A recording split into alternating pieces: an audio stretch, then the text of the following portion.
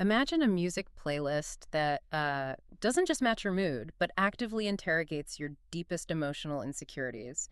And it does this using ancient Greek philosophy and like a neural network. Which sounds completely wild when you first hear it. Right. I mean, usually when we consume art, whether you're walking into a quiet gallery or just throwing on a standard album, we act as passive recipients.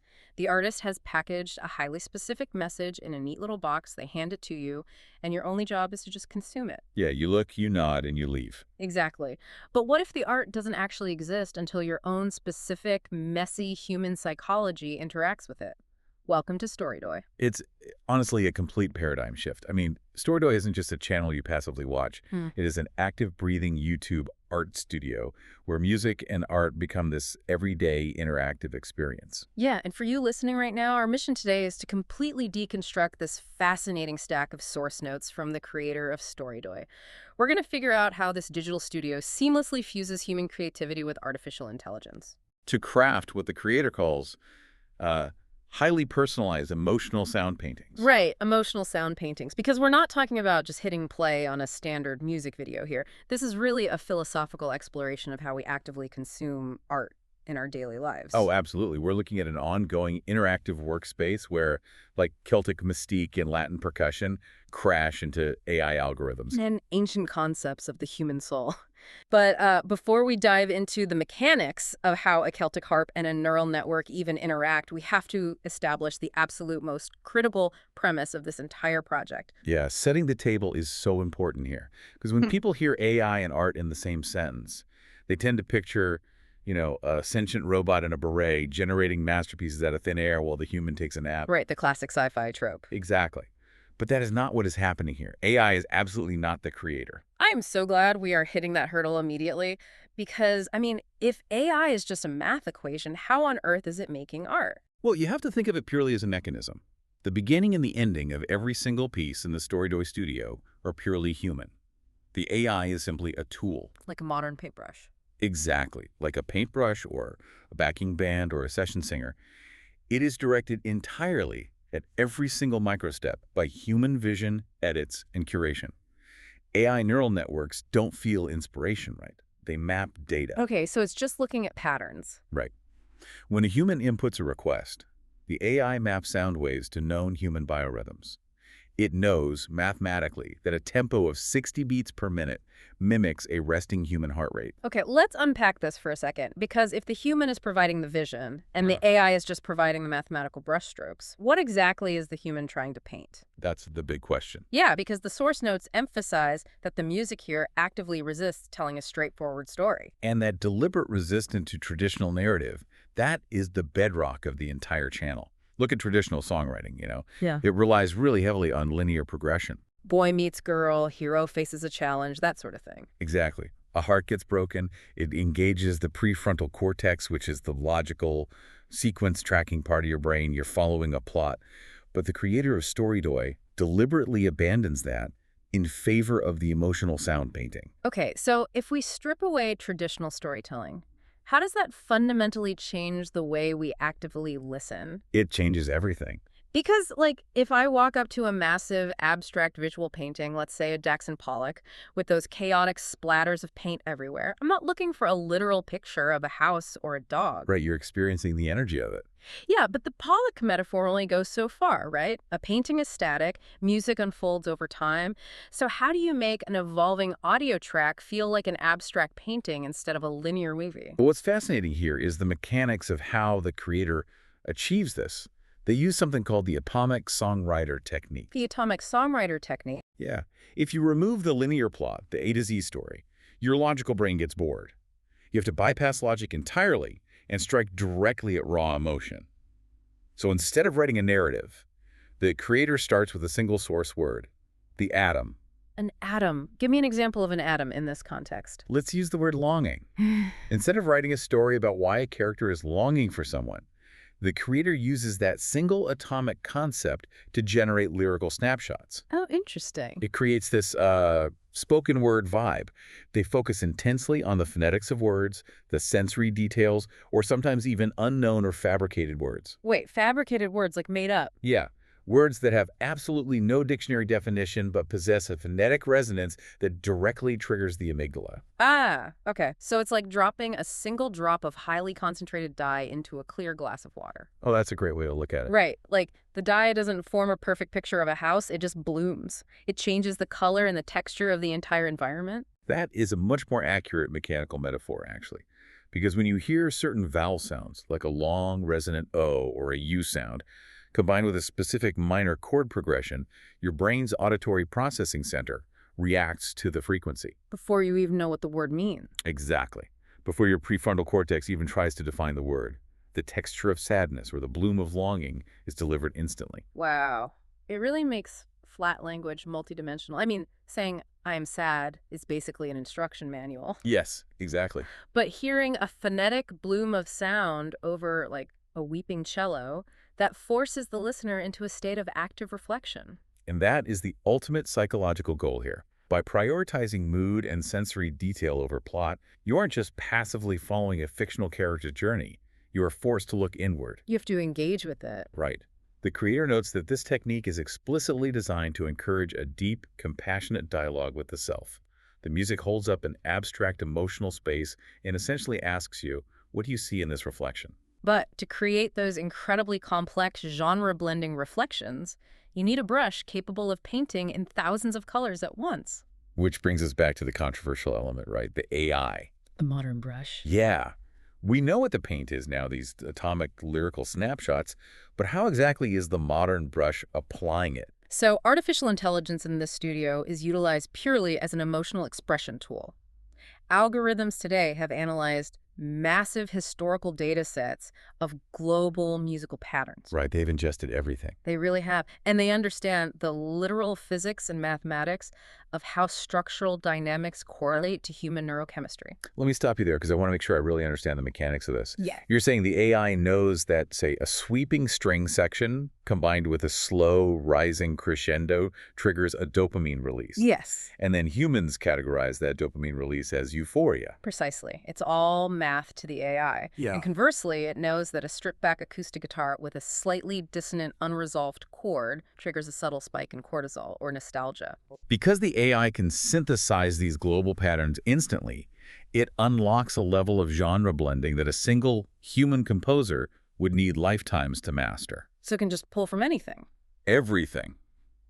The source notes detail how Storydoy seamlessly fuses folk storytelling with jazz, blues, country, rock, and Middle Eastern styles. The AI handles the complex mathematical transitions. The actual key changes and tempo shifts. Right. The exact tempo shifts required to make a Celtic harp and a Latin conga rhythm exist in the exact same emotional ecosystem without sounding like a chaotic mess. I hear that, but I have to push back a little on behalf of the listener here. Sure, go ahead. Because an algorithm is still just servers in a data center somewhere. It doesn't have a childhood. It has never grieved a loss. It doesn't actually know what vulnerability feels like. No, he doesn't.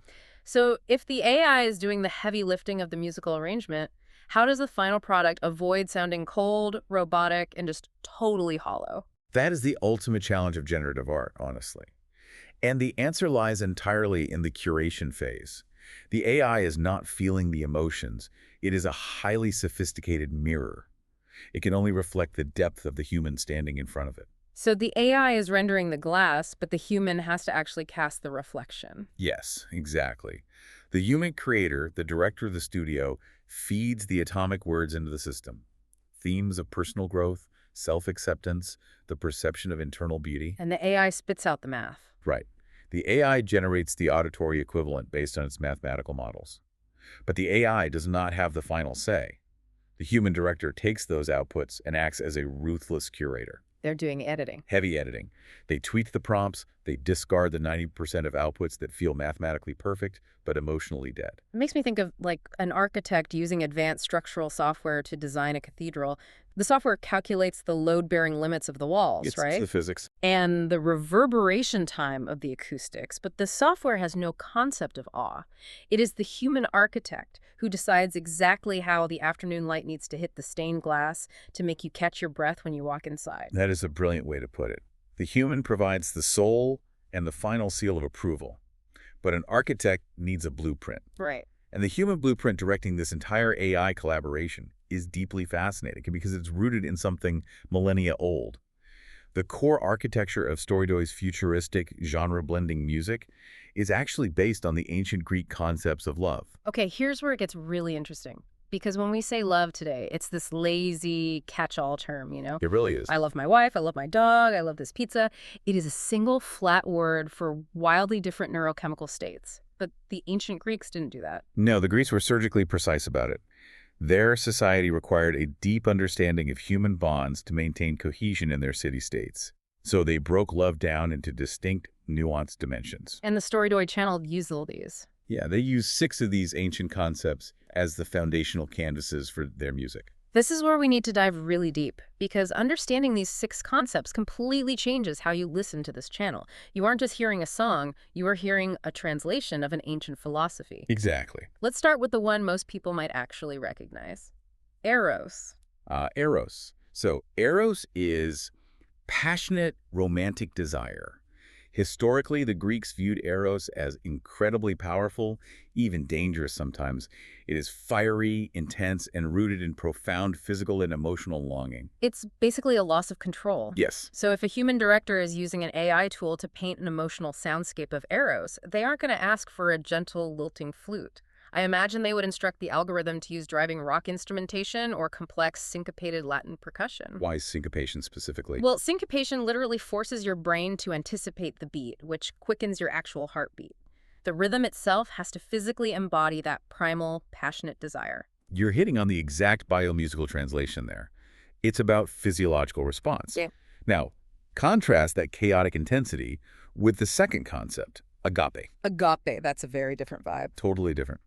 Agape is selfless compassion. In ancient Greek thought, this was the highest, most evolved form of love. It is a universal, unconditional love for humanity. It's totally independent of one's own desires, right? Exactly, or the flaws of others. It's the love you feel for a stranger in need. So how do you translate selfless universal compassion into a musical genre? For agape, I feel like the soundscape would have to feel incredibly expansive. Right. This is where I see the Celtic mystique or gentle folk storytelling coming in, maybe utilizing open guitar tunings and massive cathedral-like reverb. Oh, yeah, for sure. You need the auditory equivalent of a vast open sky, a sound that feels like it's wrapping its arms around the listener rather than driving them forward with a heavy beat like Eros. If we connect this to the bigger picture, you start to see how the listener becomes an active participant in decoding the music. Let's look at the third concept, philia. Philia. Yes, this is deep platonic friendship. The Greeks valued philia immensely. It was the bond between comrades in arms, built on shared experiences, mutual respect, and absolute loyalty. Translating philia feels entirely different than the first two, because friendship is an act of dialogue. It requires interplay between people. It's a two-way street. Yeah. I would hypothesize that philia tracks lean heavily into jazz or blues influences. Jazz is fundamentally about musicians listening to each other. Yes, the interaction. One instrument takes a solo, asks a musical question, and then another instrument responds. It is polyrhythmic. It is a conversation between equals. The mechanics of call and response in jazz perfectly mirror the reciprocity of philia. It's a perfect match. The fourth concept, however, might be the most central to Storydoy's overall mission of internal dialogue, and that is philotia. Philotia. This is self-love. Yeah, Can you imagine the Greeks had some caveats about self-love, right? Like, it wasn't all just treating yourself. They definitely did. They recognized a destructive, narcissistic version, hubris, and a healthy, compassionate self-love. The healthy version was considered a strict prerequisite. Like, you can't pour from an empty cup. Exactly. You cannot express agape or philia if you are empty inside. The source notes for Storydoy heavily emphasize this healthy philotia. It's about personal awareness, self-acceptance, and the exploration of internal beauty. Sonically, philotia seems like it would require minimalism. Because if the goal is compassionate internal dialogue, the music cannot crowd the listener's brain. It needs space. Right, you would need stripped-back acoustic spaces, maybe slow tempos that bring the brainwaves down to a meditative state, and then perhaps building into a subtle euphoria as that self-acceptance takes hold. Yes. The arrangement literally has to leave empty space for the listener's own thoughts to echo. The architecture of the song must make room for the listener's ego, their inner voice. Moving on, the fifth concept is storage. Yes, this is familial love, the natural, instinctual affection parents feel for children, or the deep bond of a family unit. It is rooted in protection, comfort, and safety. It's evolutionary, right? Yeah, it's literally tied to oxytocin release in the brain. Storage is warmth. I picture deep, resonant acoustic instruments for this one. Upright bass, warm cellos, organic folk instrumentation. Grounding sounds. Yeah, you want low-end frequencies that subconsciously mimic the safety of a heartbeat or the warmth of a childhood home. That subconscious comfort is key. And finally, we arrive at the sixth, and perhaps most complex concept to translate, xenia. Xenia. This is hospitable connection. In ancient Greece, the guest-host relationship was sacred. Xenia is the act of welcoming the stranger, exchanging respect, and creating a safe harbor for someone completely unfamiliar to you. Wow. That is a staggering concept to try and put into an AI prompt. I mean, how does music sound hospitable to a stranger? This is exactly where the global genre blending we discussed earlier becomes not just a neat trick, but a philosophical necessity. Oh, I see. You bring a complex Middle Eastern scale, which might sound slightly dissonant or unfamiliar to a Western ear, and you introduce it into a standard Western blues progression. Yes. The track is literally welcoming an unfamiliar musical language into its home, navigating the initial tension, and ultimately finding a beautiful harmony between the two. The genre blending is the hospitality. You absolutely nailed it. And this is the crux of the active listening experience. The creator does not put a neon sign on the video saying, this song is Xenia. Right, they don't spell it out for you. No. Yeah. You, the listener, are invited to decode it by paying attention to the tempo shifts, the introduction of a Latin conga, or the sweeping Celtic vocals. You discern which dimension of human connection is being explored. It turns listening into this incredibly rewarding emotional detective work. You're asking yourself, like, why did the rhythm just drop out entirely? Oh, we've moved from the passion of Eros into the quiet self-reflection of Philotia. Exactly. But sound alone can only hold our attention for so long. Our modern, screen-addicted brains are conditioned to wander constantly. Oh, tell me about it. So to fully grasp this online art studio, we have to look at how the creator locks the viewer's visual cortex into this same state of introspection. Ah, the visual landscapes. Because this isn't just a static album cover on a YouTube video. We are talking about 4K immersive images. But importantly, it is not a hyperkinetic, fast-cut music video. No, not at all. Most media today spikes our cortisol with jump cuts every 3 seconds just to keep our eyes glued to the screen. Storydoy goes in the exact opposite direction. They really do. They utilize a technique of incredibly slow, gradual zooming. Yeah. On a large screen, the image transforms imperceptibly over minutes. It's so slow you almost don't notice it moving at first. Right. And it slowly reveals intricate color relationships, hidden brushstrokes, and layered compositions that you just couldn't see from the macro view. It's the visual equivalent of the atomic technique we talked about. Just like the lyrics bypass the logical brain to hit the emotional core, the slow zoom forces your visual processing to slow down. How so? Well, when you watch fast cuts, your eyes dart around. They call them saccadic movements. And that keeps your brain in a high alert beta wave state. Okay, that makes sense. But a slow, continuous zoom mimics the parasympathetic nervous system's rest state. It gently nudges your brain into alpha or theta wave patterns, which are actually associated with deep meditation and creativity. That's incredible. And the creator explicitly states that this artistic journey is meant to mirror life's complexity. It alternates between gentle reflection and powerful intensity. Just like the music. Exactly. Sometimes the visual zoom is exploring a calm, cool color palette while the audio gives you space to breathe. And then the colors shift into vivid warmth, the Latin percussion kicks in, and you are thrust into a moment of intense eros. So what does this all mean for you, the listener, in your actual day-to-day life? It means that Storydoy is offering you a completely custom interactive experience. And it's not just a product. No, this isn't an album you buy once and put on a shelf.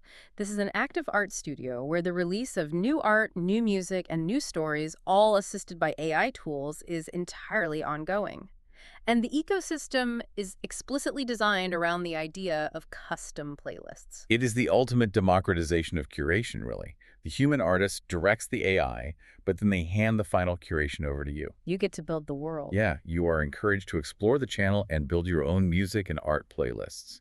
Maybe you build a playlist heavy on Philotia and Agape for a Sunday morning of self-care. Or a mix of Eros and Philia when you have friends over and you want a vibrant social energy in the room. Exactly. You take these 4K visual meditations and these hyper-layered soundscapes, and you bring them into your world. You cast them to your large screen in the living room while you work, or let them play on your headphones while you navigate a crowded commute. You aren't just absorbing a broadcast. You are using the studio's creations to design the emotional atmosphere of your own life. Which brings us to the profound underlying principle of the entire Storydoy project. The source notes state this unequivocally.